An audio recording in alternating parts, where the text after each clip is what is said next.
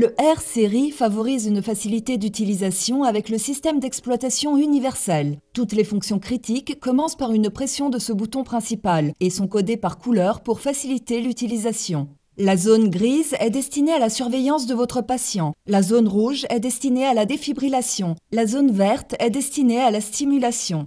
La gamme d'électrodes de réanimation OneStep est conçue pour fonctionner avec le R-Series.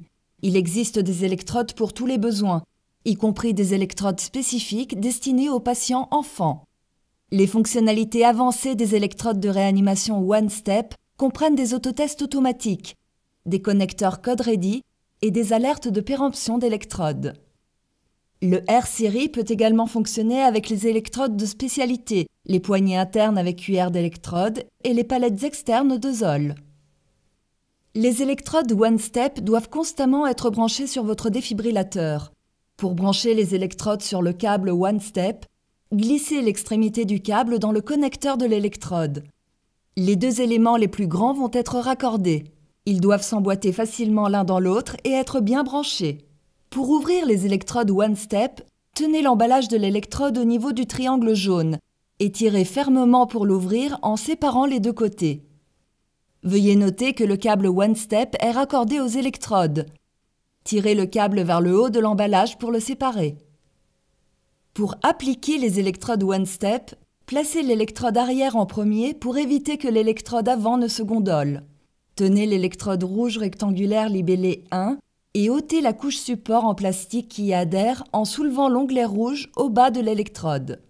Vous remarquerez peut-être le fil du connecteur d'autotest qui est raccordé à l'emballage de l'électrode.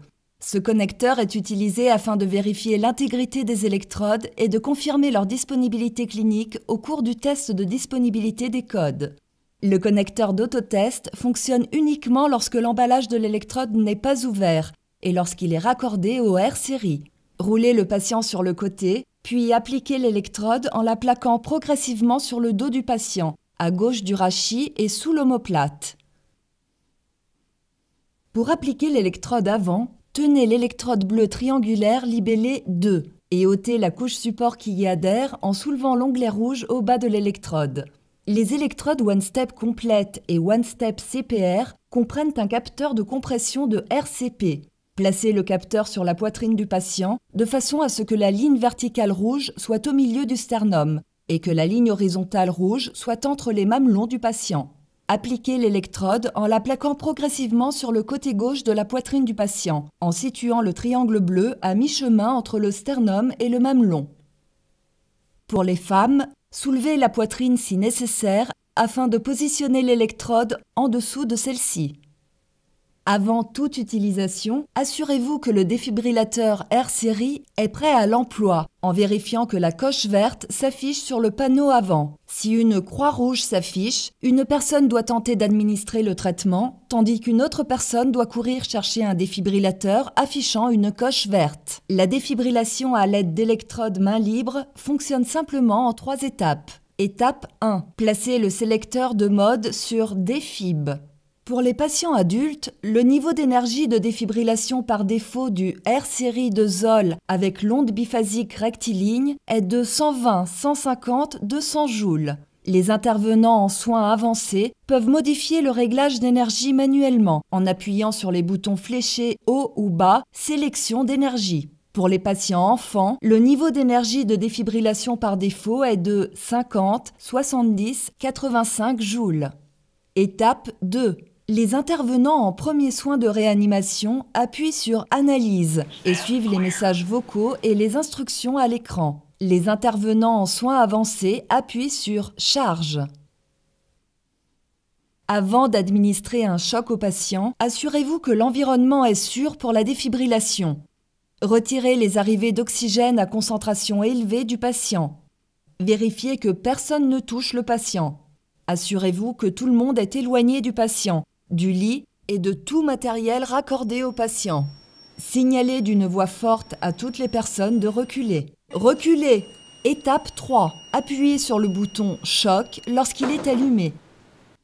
Pour les patients adultes, les électrodes One Step Complete et One Step CPR comprennent un capteur de RCP. Ce capteur de RCP surveille la fréquence et l'amplitude des compressions thoraciques et envoie ces informations au R-Series. Lorsque vous administrez une RCP, vous devez toujours utiliser une planche dorsale ou un matelas en mode RCP. Pour les patients adultes, l'évaluation de la fréquence et de la profondeur en temps réel affichée sur le CPR dashboard du défibrillateur du R-Series comprend un témoin de la profondeur des compressions, un témoin de la fréquence des compressions, une barre de relâchement, un indicateur de performance de perfusion, PPI, des invites et messages sonores, un minuteur de RCP et un affichage de la durée d'inactivité. La mesure de profondeur des compressions du R-Series peut également être affichée en centimètres. Le CPR dashboard du défibrillateur du R-Series affiche une mesure numérique de chaque compression thoracique. Si votre profondeur ou fréquence des compressions s'écarte des directives recommandées, la valeur numérique de la fréquence et/ou de la profondeur sera mise en surbrillance et affichée en jaune sur le CPR dashboard. Le défibrillateur R-Series émettra également un message sonore, appuyez plus fort, et un métronome émettra des bips afin de vous aider à atteindre 105 compressions par minute. Cette évaluation en temps réel peut vous aider à assurer que vous effectuez des compressions thoraciques de haute qualité. Un minuteur de RCP s'affiche une fois que les compressions de RCP commencent et effectue un compte à rebours de 2 minutes pour permettre à un membre du personnel reposé d'effectuer des compressions de haute qualité. La barre de relâchement mesure la vitesse de relâchement pour déterminer si les secouristes laissent assez de temps au remplissage cardiaque. La barre devrait être entièrement colorée. Si la couleur commence à diminuer, levez rapidement les mains de la poitrine pour une meilleure réexpansion thoracique. L'indicateur de performance de perfusion, PPI, intègre la fréquence et la profondeur des compressions ainsi que les temps d'interruption dans un seul indicateur visuel. Maintenir le symbole PPI en forme de losange plein fournit une indication visuelle de la performance par rapport aux directives actuelles. Lorsque les compressions ont été interrompues sur une période prolongée, la durée d'inactivité s'affiche en minutes et en secondes. Ceci est un rappel visuel destiné à faciliter la minimisation de la durée de pause. La fonctionnalité See-Through CPR du R-Series filtre l'artefact de compression de l'onde ECG. Ceci génère une onde ECG filtrée, libellée FIL. Ainsi, vous pouvez voir les rythmes sous-jacents sans avoir besoin d'interrompre les compressions.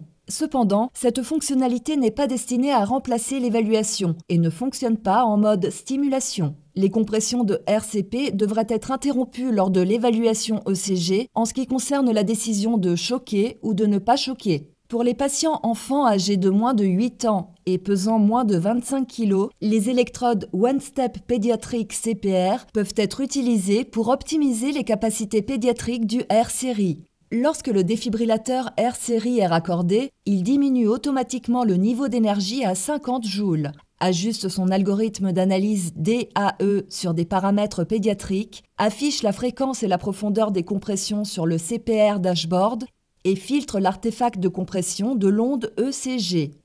Les électrodes pédiatriques CPR n'activent pas les messages vocaux REAL CPR ou toute autre indication visuelle de l'inefficacité de la RCP.